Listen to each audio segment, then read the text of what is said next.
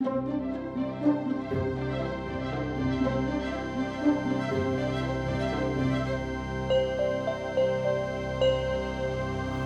once heard the following proverb: a text out of context is a pretext.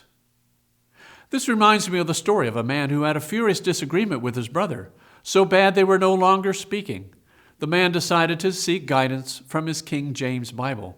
He prayed, closed his eyes, opened his Bible randomly, and read, "And Cain rose up and slew Abel."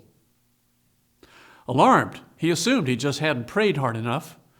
So he prayed once more, and again opened his Bible without looking, then opened his eyes on the passage, "Go and do thou likewise." Now that is a text taken out of context. And what principle does this parable illustrate? It illustrates that without context, no text can be properly understood. Now this principle applies not only to the literal meaning of specific sentences, but I would argue also applies to different styles of literature as well. Any text will remain unintelligible without a proper understanding of the contextual style of literature within which it is contained. That's why we don't read scientific treatises for mindless entertainment. We don't study jokes to gain knowledge of electronics, and we don't consult a cookbook for advice on investments in the stock market. We may also apply this principle to sacred scripture. A savvy reader of the Bible must approach the biblical text in the same way. The intelligent reader of scripture must first ask, what is the literary genre of this text? So what about the book of Revelation? What type of literature is it? Would the genre explain the book's otherworldly strangeness? Simply put, yes. The genre of Revelation provides a major clue as to the source of its odd style. Let me explain.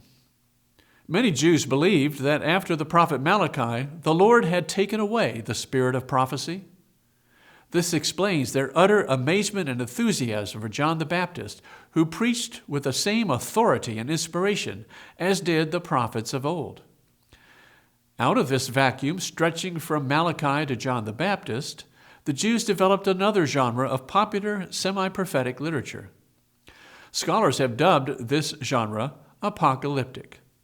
While apocalyptic literature did not claim to be inspired scripture, still it did claim to be revelatory to some degree.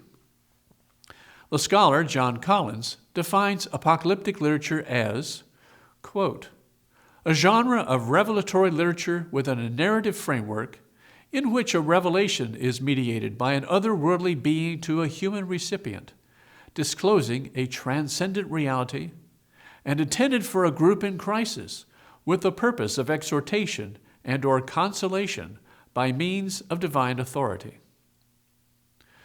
Though few, there are examples of apocalyptic literature in the Old Testament.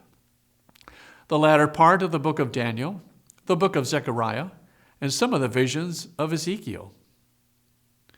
Typical non-canonical examples of apocalyptic include the book of Enoch, the book of Jubilees, the fourth book of Ezra, and the testaments of the 12 patriarchs.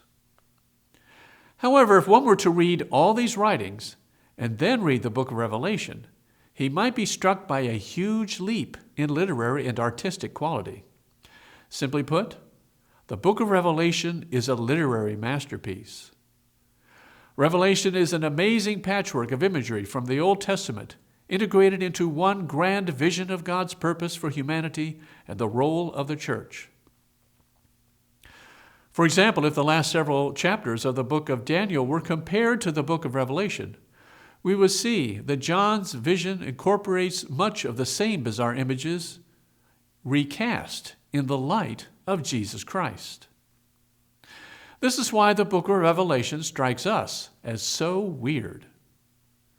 John was inspired to produce a canonical grand vision of God's purpose for creation.